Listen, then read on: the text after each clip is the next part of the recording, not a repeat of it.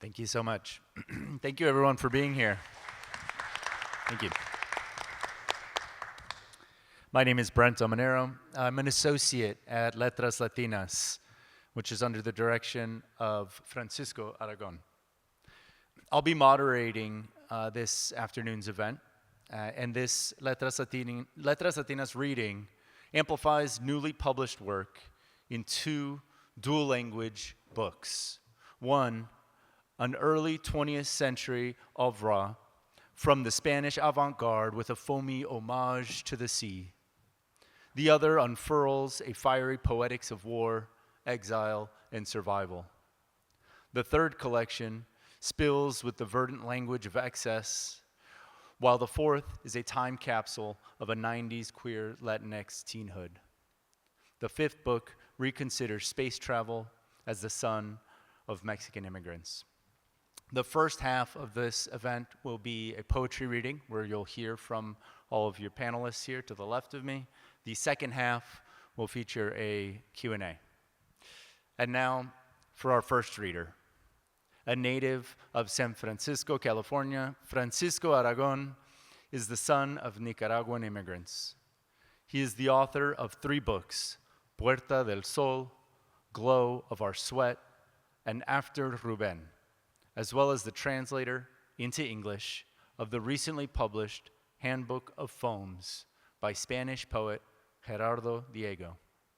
He is also the editor of the award-winning anthology The Wind Shifts, New Latino Poetry. His poems have appeared in over 20 anthologies.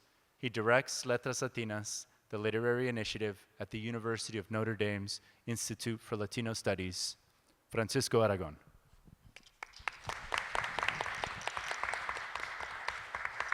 Thank you, Brent.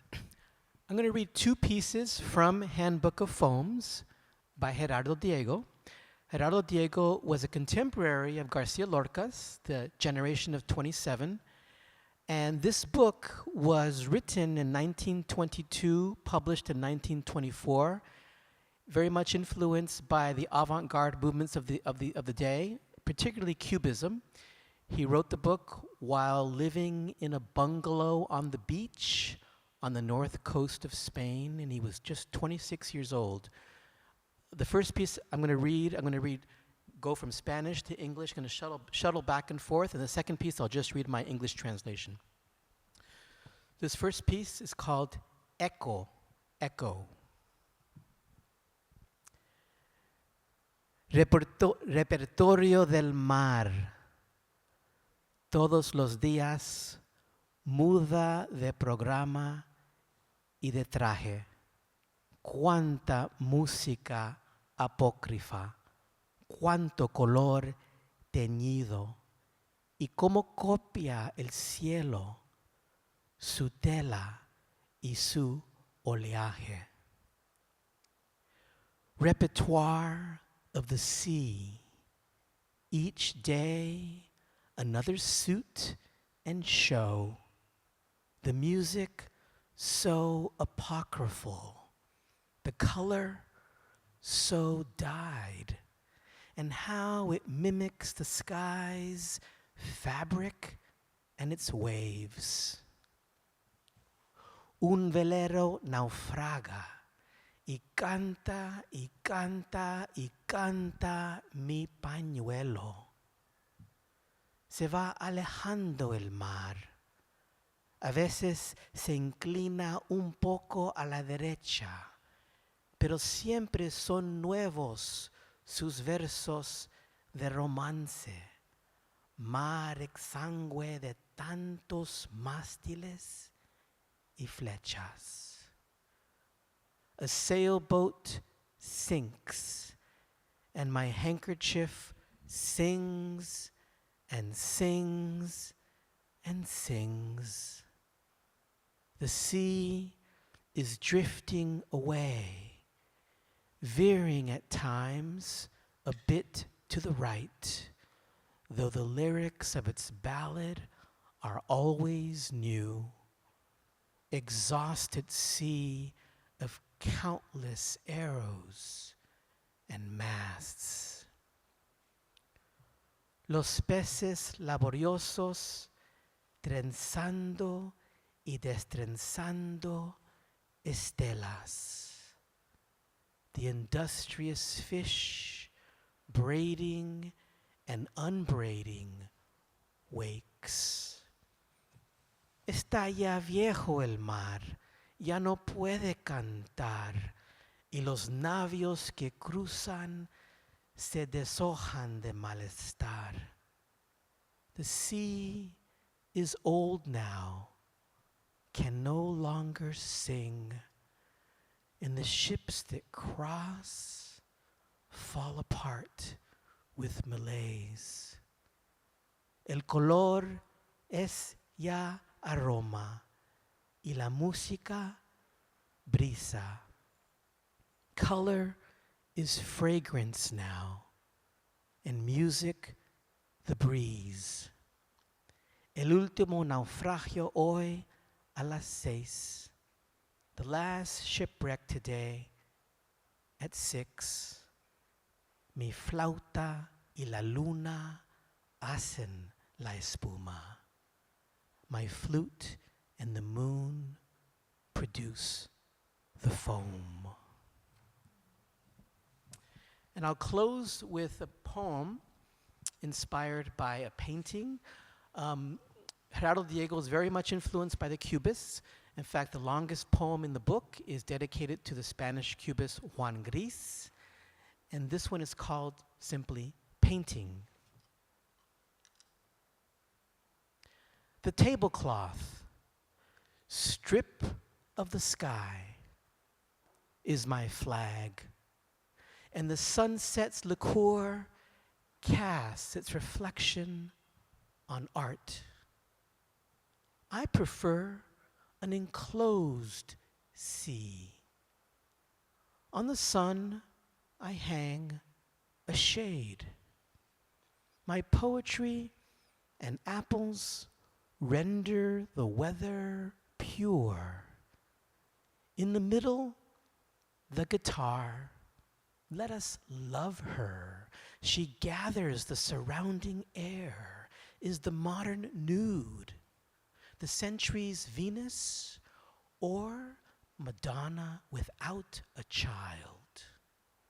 Beneath her strings flow rivers, and birds drink without smudging the water. After viewing the painting, the moon is more precise, and life a little lovelier.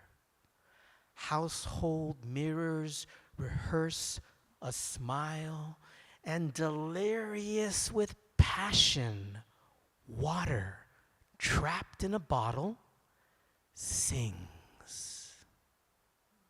Thank you.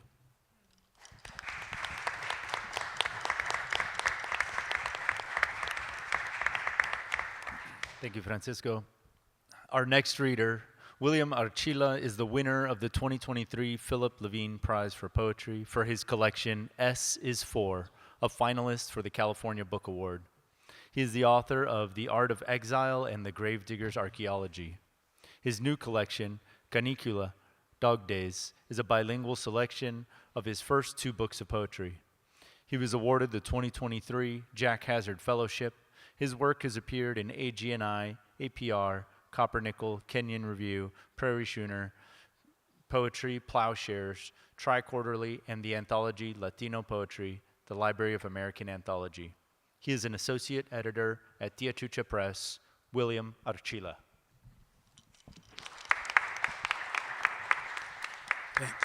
Thank you. Good morning, and thank you for being here. It's an honor to be here. I'll be reading from my book, Canicula, and if my voice breaks, it's because I had a bad case of laryngitis about 4 days ago. So this is a self-portrait poem. And this self-portrait is a way of stripping away the ego. So I'll read the Spanish version first, and then I'll read the English. Autorretrato con cuervo. Hoy, al pasar por el marcador, sé que hay hombres que serán asesinados a tiros al amanecer en un continente lejano. Que alguien entrará en un café con una bomba amarrada al estómago. Que al borde de un camino una mujer va a llorar sobre el cuerpo de un hombre tendido sobre la tierra. Que Dios tocará la frente de un país agonizante. Todo a través del embudo de noticias de la televisión. Pero esta noche, en vez de encender la tele, voy a arrodillarme junto a la ventana y voy a reconocerme en el graznido del cuervo, en lo alto del árbol negro del invierno, las garras torcidas y ásperas, las alas recogidas y encorcovado, enmascarado con el humo negro de los escapes. Voy a tratar, aunque fracase, de verme entero, completo, en el grito, en el pico del cuervo.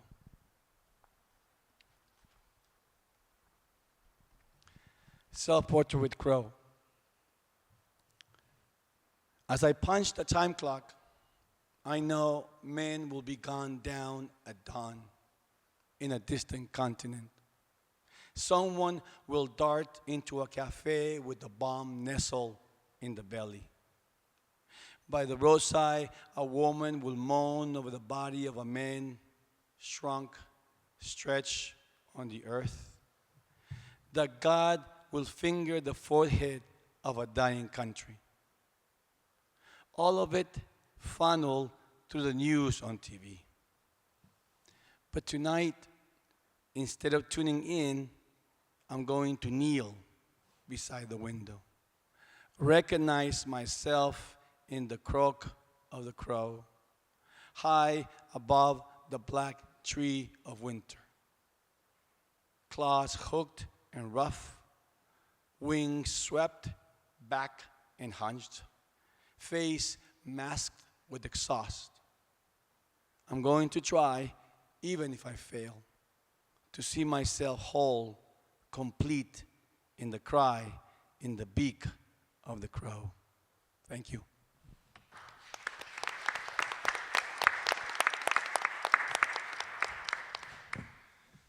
Thank you, William.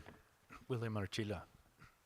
Next, Heidi Andrea Restrepo Rhodes is a queer, non-binary, crypt-disabled brown writer, artist, scholar, educator, cultural worker, and creature of the Colombian diaspora.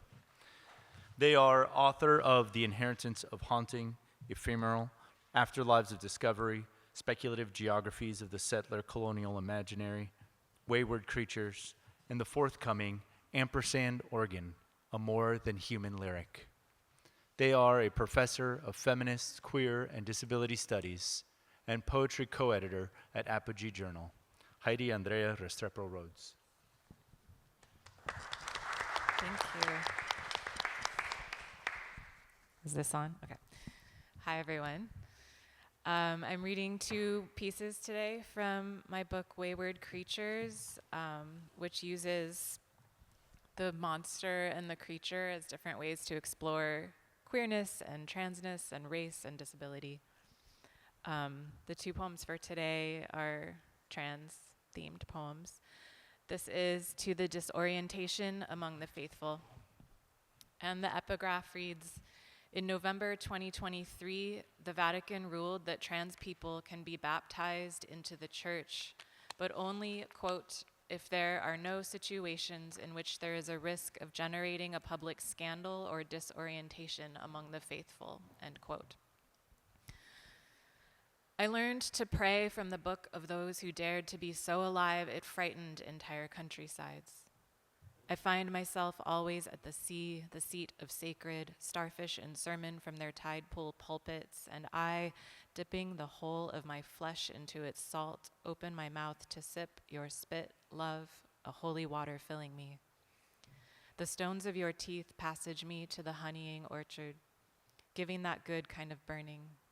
Isn't that when the whole of the world and its beyond bursts most brightly into flame?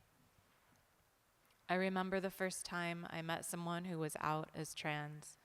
He was a guest speaker in my college freshman year history of sexuality class, proudly telling us he'd been homecoming queen.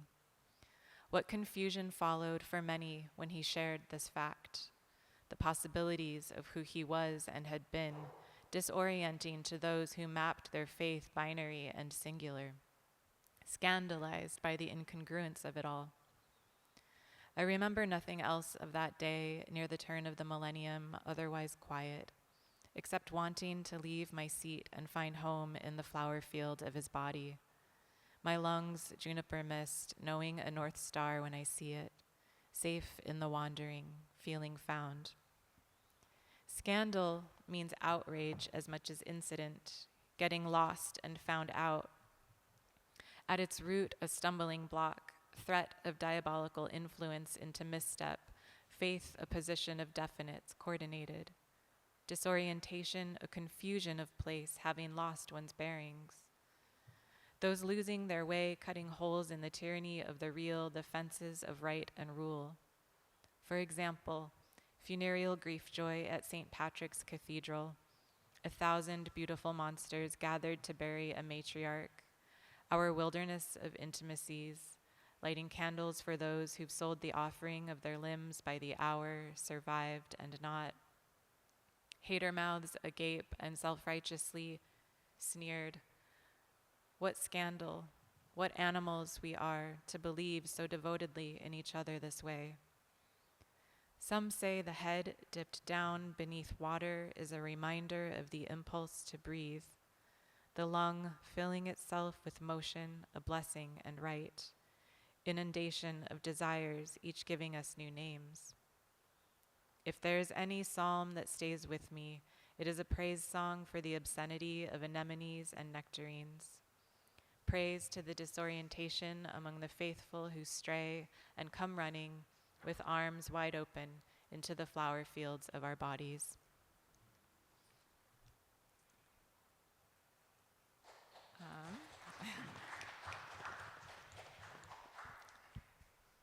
This is Transgender Opera for Perpetual Metamorphosis.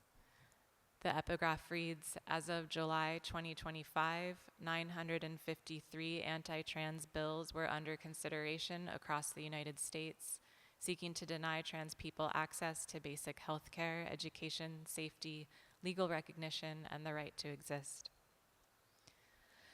1.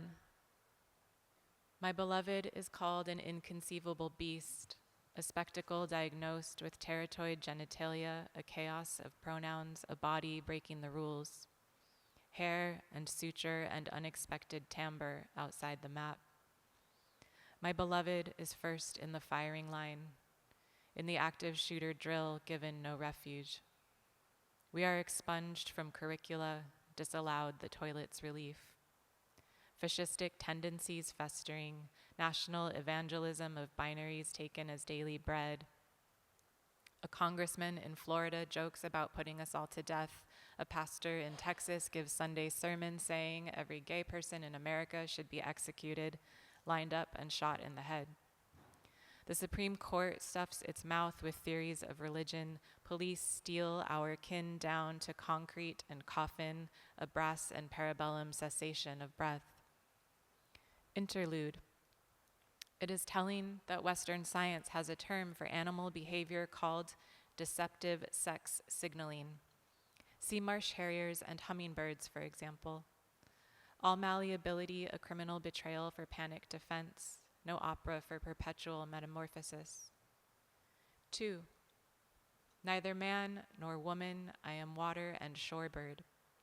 Over tea, we ask the hard questions. How to reach beyond this periphery, reverse the enclosures of mind, all bodies in theater, all theater, life. 3. My beloved says we are cosmic faggots making new and better pleasures, generations of illegible and exquisite, extending possibility to the youngers.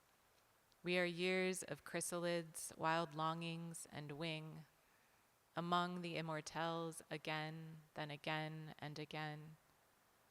My beloved wields the syringe, a chemical and intramuscular intimacy. I kiss his pectoral scars, lick the summer beaded up in his clavicle. He carries me to the bedroom where we make an ambient weather, hold each other to the bone. My beloved suffocates in the bind, passing a difficult joy and sorrow. In the laboratory of our bodies, experiment cobbles glimpses of freedom. We tape our chests, we punk and drag, leave norms in the gutter, herald us a wreckage of genders, name ourselves extraordinary monsters. I take inventory in the holy hours and find we are a transgression, everywhere, beautiful and alive. Thank you.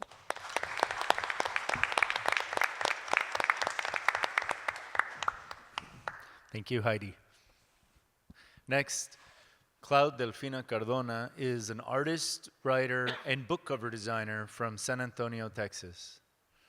She is the author of What Remains, winner of the 2020 Host Publications Chapbook Prize, and The Past is a Jean Jacket, winner of Naomi Shihab-Nai's First Book of Poetry Award. She is the co-founder of Inforealista Review, a literary nonprofit that publishes Texan Voices. Cardona currently works as an associate for Letras Latinas. She moonlights as DJ Mexistentialism. Delfina Cardona.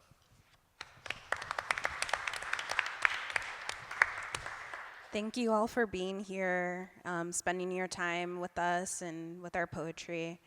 I'm going to be reading from The Past is a Jean Jacket, which is a coming-of-age poetry collection about, growing up queer, Mexican-American, Catholic school, being a weirdo on the internet, all that sort of thing. So this poem is Ars Poetica, or I Love Triggering Myself, dedicated to my girls and gays.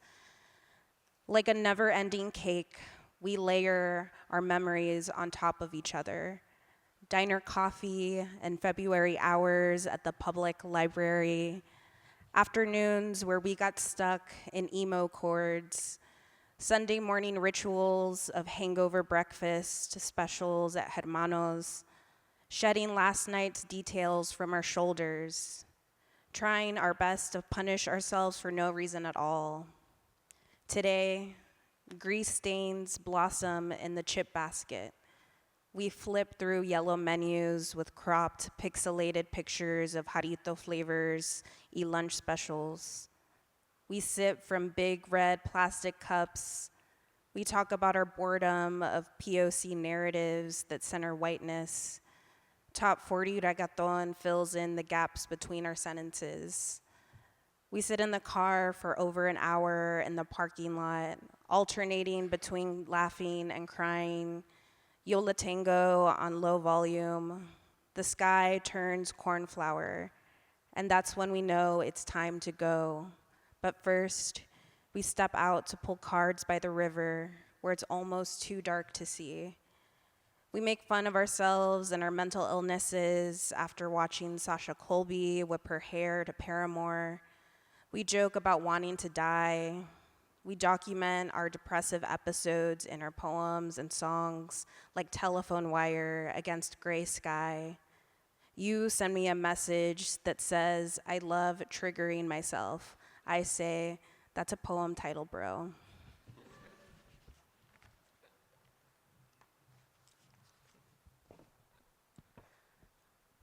This poem is titled Tia Shaped.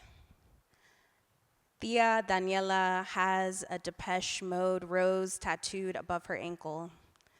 Tia Hortensia moves from pot to pot across her backyard, begonias, hibiscus, and gardenias anointed with holy hose water. Tia Janie tells stories of young white men asking her to two-step at Cowboys Dance Hall. Tia Susan makes the sign of the cross every time she drives by a Catholic church.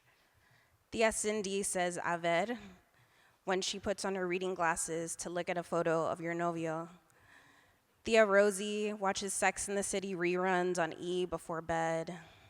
The Tias and Tia Maria's family wish she wouldn't stay with her alcoholic mentiroso husband. Tia Liliana and her amiga were the first lesbians you ever saw. Tia Rafa drives up from the valley every year for fiesta. She hasn't missed it in 16 years.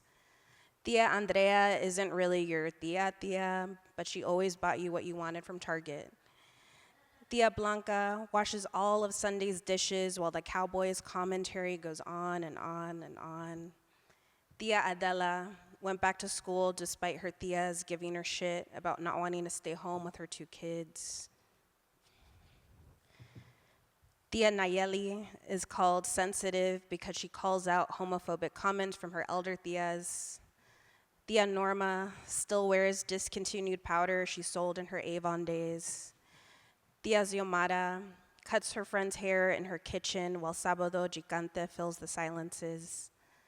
Tia Dulce sells teas and fajas from the trunk of her Toyota Camry. Tia Antonia gathers her sister's kids to get Dairy Queen and go honking for the Spurs downtown. Tia Carmen ran away from home and her tias say she went on tour with Motley Crue. You love how Tia Vicky's peach fuzz halos her face in the living room's yellow light. Tia Denise's Sananto Southside inflection is like magic to you, especially when she starts her sentences with, dude, it's 'cause like. Tia Angie lives for the motorcycle breeze that whips around her on the nighttime highway. Tia Sara kicks everyone out of the kitchen while she prepares for the family's pay-per-view backyard pachanga. Tia Eva paints portraits of Marilyn Monroe in calavera makeup with a banner that reads, smile now, cry later. Every señora who calls you mija is your tia. Every woman who has ever offered you a tampon is your tia. Every West Side butch for butch couple you see in public are your tias. When someone splinters your blood, 1,000,000 tias spill out. When the gods tire of their stars, they will create a new galaxy of tia-shaped constellations. When I am dust-shaped, let me be remembered like Anice's favorite tia. When I am dust-shaped, let me be remembered like a black sheep tia. When I am dust-shaped, let me be remembered like a tia in a foldable chair by the Gulf of Mexico, squeezing a lime into her beer while the sun kisses her Deftones tattoo. Thank you.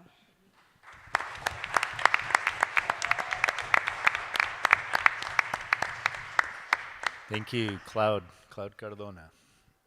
Our last reader before the Q&A is Alan Chazaro. He's the author of The Spaceships Weren't Built for Us, which came out last month with Tia Chucha Press as part of a new collaboration with Letras Latinas and Red Hen Press. He is also the author of Notes from the Eastern Span of the Bay Bridge, Piñata Theory, and This Is Not a Frank Ocean cover album. He is a graduate of June Jordan's Poetry for the People program at UC Berkeley and was selected as a Lawrence Ferlinghetti Poetry Fellow at the University of San Francisco. His work can be found in NPR, The Guardian, Slam, GQ, LA Times, and more. He is currently based in Veracruz. Alan Chazaro. Gracias, buenas tardes. Is this on? Okay. Shout out Cloud's Diaz, damn. It's like, that was dope. Thank you for having us all here. It's always an honor to read with other lovely poets covering their communities and just being real voices in the world. Francisco for organizing this, and Letras Latinas. This poem is called, I Don't Use TikTok, but if I did, I'd post this. I'm in a room full of mirrors I can't see myself in because they've warped with centuries of sharded truths. In Buenos Aires, I'm holding an antique globe in my hands like I've never known its circular weight. Like borders have never been drawn or redrawn. Everywhere is discolored and fading. There is a scent of fire, but no smoke. A soft-spoken abuelita offers me handmade handkerchiefs that bloom like gardens in faraway mouths. She notices a stain on the fabric and lowers her price. I buy it to wear as a bandana, except it doesn't hold tightly, so I wrap the cloth around my neck like a European aristocrat. Nearby, across the teeth of the river, there's an abandoned coliseum.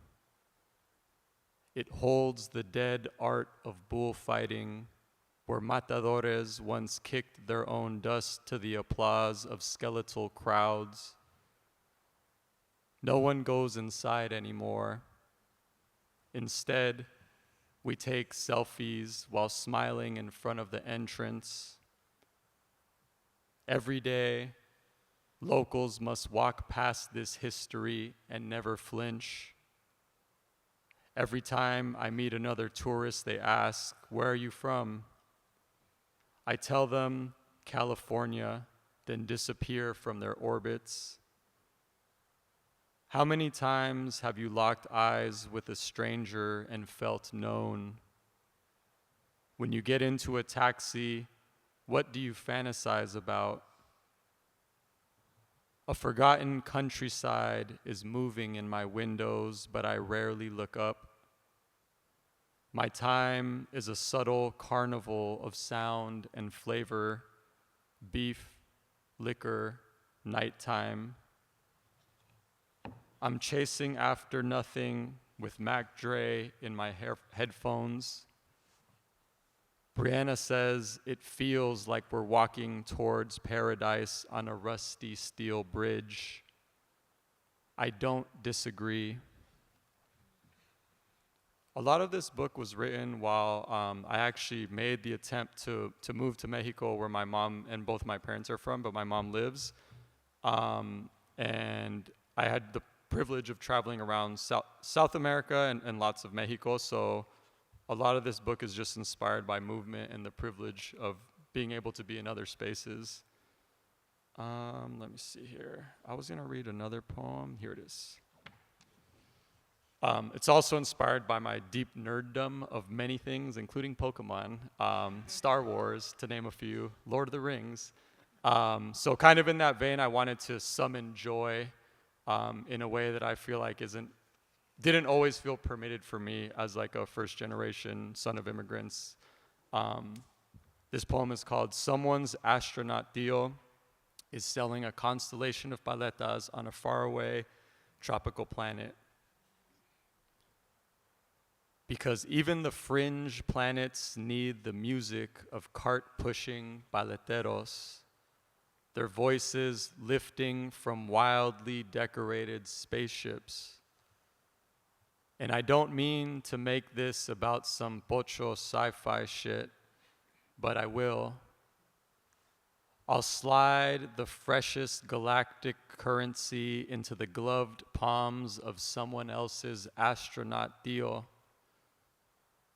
Because right now, I'm inside the paleta multiverse, where paleteros are living their best lives, where they never get assaulted, because that would be a communal felony, where they collect unlimited clout and retirement funds for their hustle on a faraway tropical planet.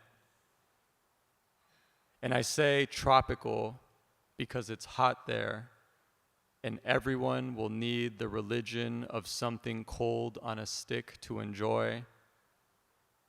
And these paleteros will be the most luminous gods we've known. We will praise their frozen galaxies, memorializing their routes like biblical scriptures graffitied onto asteroid belts from here to the Luna and back.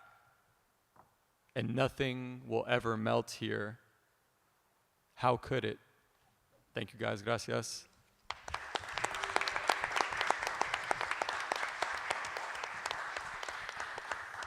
Before we move into the Q&A, just another round of applause for all of our readers.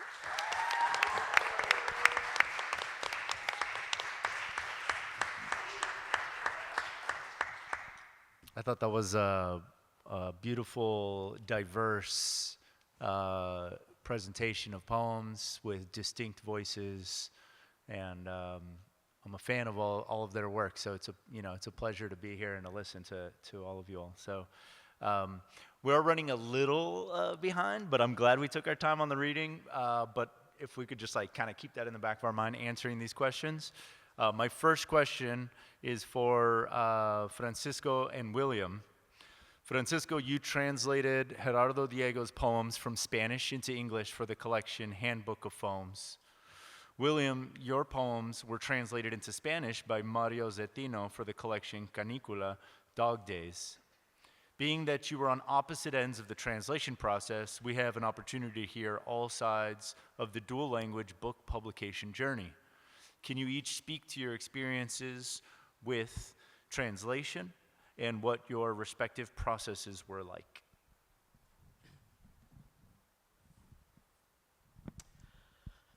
I think what I like to focus on for this question, because this was a project that I did when I lived in Madrid back in the 90s, is wanting to learn as much as possible about the milieu in which Gerardo Diego wrote this book. And that meant trying to become familiar with a lot of the avant-garde movements in the early 20th century in Europe. Before he wrote this book, he had spent about 3 weeks in Paris, hosted by the Chilean poet Vicente Huidobro, and got into dialogues with the Cubists and other artists. And so reading about that was really informative to me, and it prompted me, for example, to read all the poetry of Apollinaire, Paul Revere, Louis Aragon, Mallarmé. I also familiarized myself with the various movements from which this work emerged, and I'm thinking of creacionismo, ultraísmo, and of course I read everything I could by Vicente Huidobro and Juan Larrea. And I think I'll just leave it at that for now. Thank you. When I first read from my book, The Art of Exile, back in 2010, there was always someone in the crowd who would come to me and say, where is the Spanish version? Or where is the Spanish book going to come out? And I didn't have an answer then, but that question stayed with me. And so now, because of the political climate that we're living in, I thought it was the perfect time to translate these poems into Spanish for two reasons. One, because, sorry, my voice is breaking up. One, because I thought I can finally give back the poems back to the people who inspired them in the language in which they were born, in Spanish. And the other one, because I thought it was necessary, a necessary validation, a defiant validation of our culture under attack, right? It seems like reading a book of Spanish, a book of poems in Spanish, or translating in Spanish, seems like while our Spanish-speaking communities are under attack, or there's this increased hostility against our Spanish-speaking communities, it seems like reading a poem or book in Spanish, it's a cultural, emotional, political act. But one of the things that I did learn with working with Mario Zetino, Salvadorian poet, scholar, translator, is that we do not always translate it what the poem says, but what the poet means, right? And that was on all different layers, diction, word choice, prosody. And so that was something that I had to wrap myself around, the fact that we were always trying to go for what did you mean instead of what does the poem say. And I'll leave it at with this last thing. I found out that we actually in El Salvador, we don't speak Spanish. We actually speak Nahuañol, which is a mixture of Spanish, Español, and Nahuatl, the indigenous language. So that was really interesting to me that I realized, oh, okay, and that's why it makes sense that when I speak Spanish to other Latin American people, they're like, huh? They look at me like I'm crazy, and I'm like, okay, that makes sense now.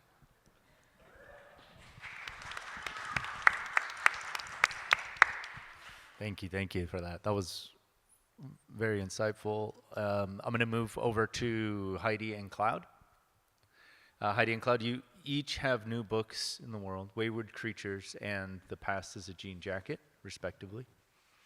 Both of your books make space for disenfranchised voices, queer voices, featuring speakers that proudly claim their identities and declare their experiences worthy of a place in humanity's ongoing narrative. Do you feel a responsibility to write for others who might find value in seeing themselves represented in literature? Who are the poets that did that for you?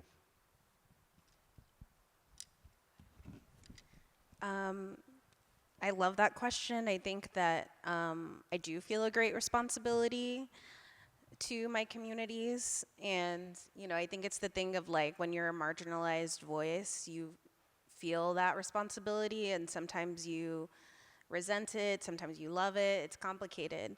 But I think overall, really what drives me and what like fulfills that sense of responsibility is I write from a place of honesty in my work, not trying to like focus on what does my audience want, how do I like relate, because then in my experience I just write kind of generic poems that don't speak to my own unique experience, and so with The Past is a Jean Jacket, I really wanted to hone in on my experiences, because I didn't read anything that kind of represented like just outsider, Chicana, queer, suppressed, repressed, teen on the internet, like, you know, obsessed with like French New Wave and like Belle and Sebastian and things like that.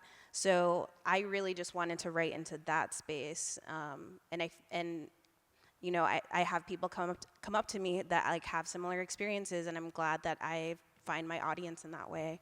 And in terms of poets, I think Ada Limon was a big one for me, Morgan Parker as well. And my father is also a poet, Chicano poet, also like grew up, you know, in the 40s and 50s, loner, bookish vato. He calls himself wanting to be like the cool pachucos, but like really just like not, you know, being quiet and like in the library. So I think like really they paved the way for me to write what I want to write.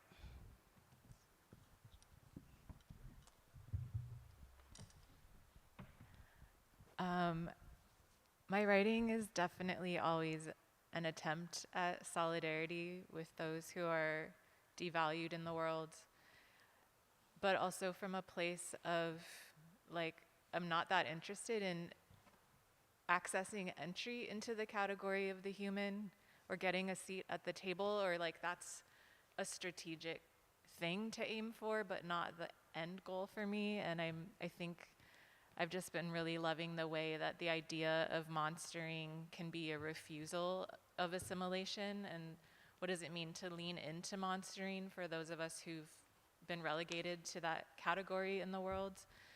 So that feels really important. I feel influenced by so many poets. I always have a hard time like narrowing it down, but Araceli Girmay's work has been really important to me. A kind of permission to put one's heart out there fully that I think her work gives me. Gregory Parlo also, I feel like, has been really important to me embracing my own swirl of intellectual and poetic life. To risk difficult poetry has been a journey that his work really has invited me into. And then in terms of this book, Clarice Lispector and the Surrealists have been really important to me in terms of just getting weird and allowing for reality to be questioned through language.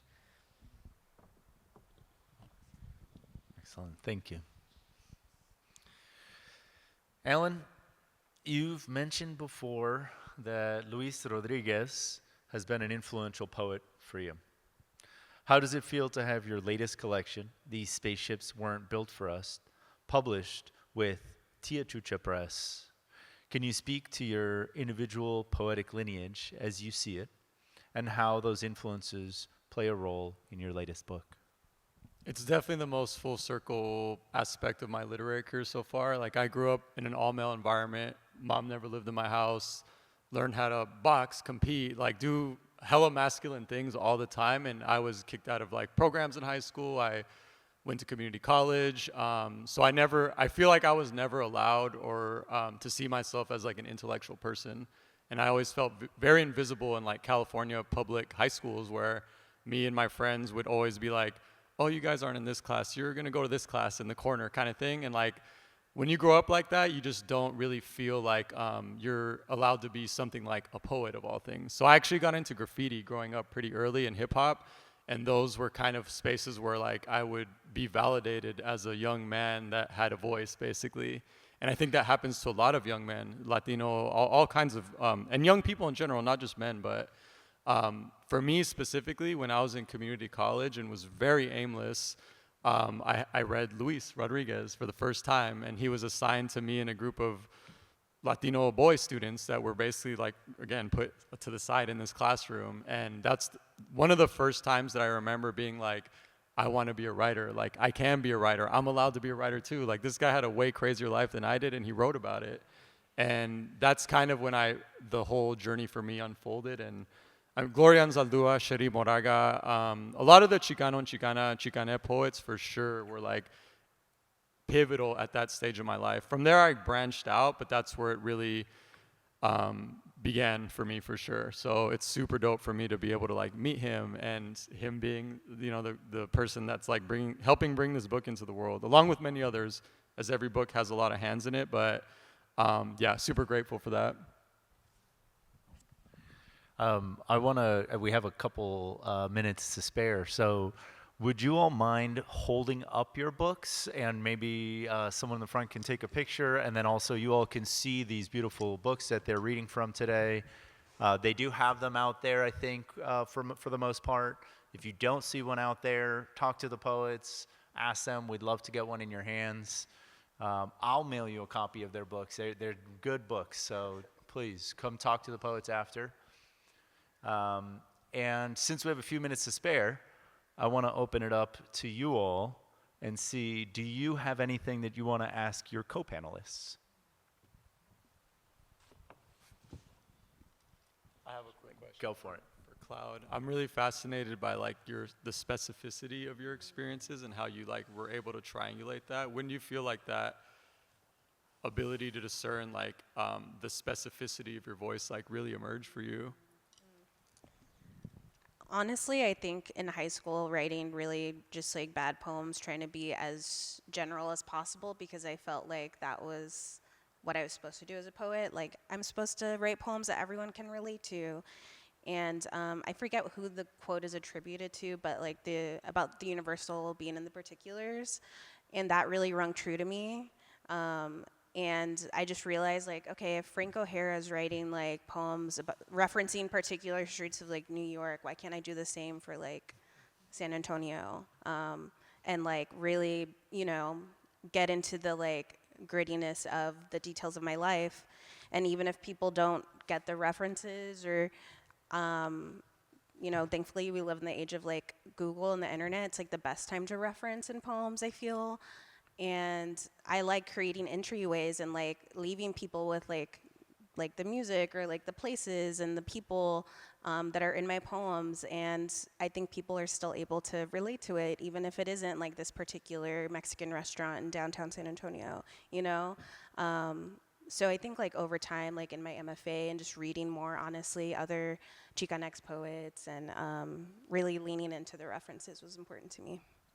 Thank you. Francisco, you mentioned that this new book you started as a project in Madrid, right? And that was early in your career.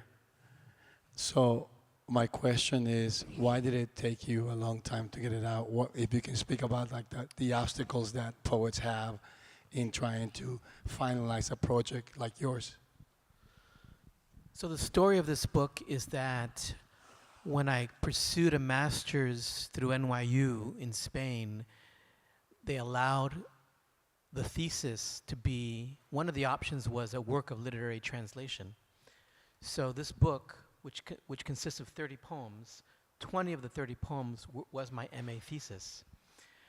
Then I had to make the decision to translate the other 10 poems. And then before I left Spain in the late 90s, I met Gerardo Diego's daughter. And by that time, I had published some of the translations, the English versions, in journals in the US. But it was very difficult when I got back to find a publisher because Gerardo Diego is not very well known. He's the least known of that generation. The most well-known of that generation is, of course, Lorca.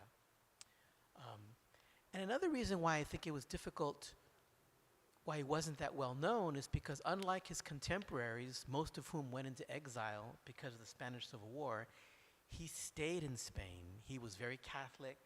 You might even say he was an apologist for the Franco regime. So he wasn't really a fashionable poet to like. But this particular book, which is from the 20s, pre-Spanish Civil War, he embraced the avant-garde. He was actually the poet from his generation who was the most fervent with the avant-garde. He was also a pianist. He was an art critic. His day job was as a high school French teacher at an all-girls high school in Madrid. And he was also the poet who first anthologized that generation. So he was a really active person. But, so the project went on the back burner for many years.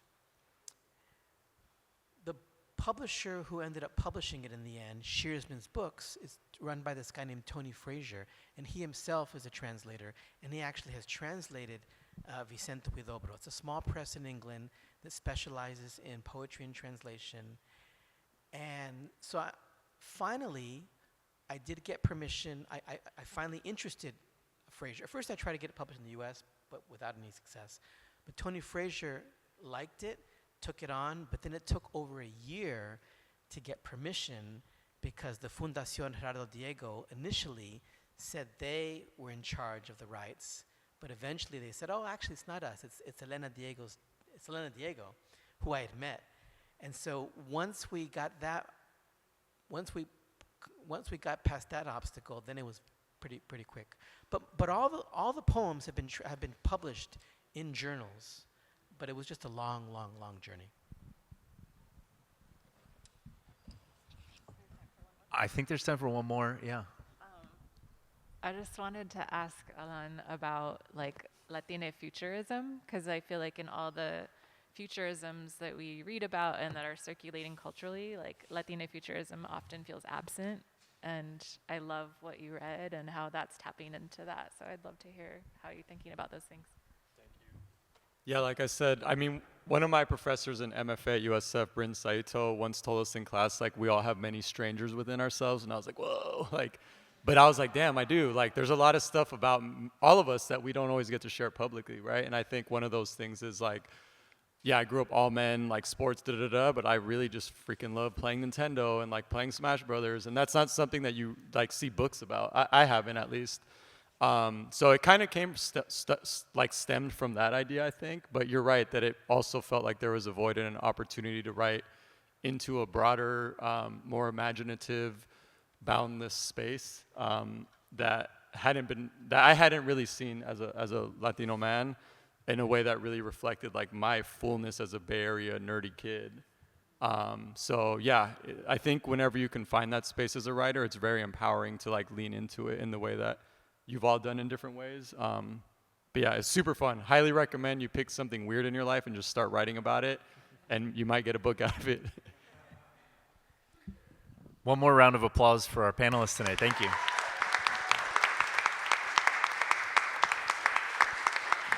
And thank you all for being here. We appreciate your time and attention. Thank you.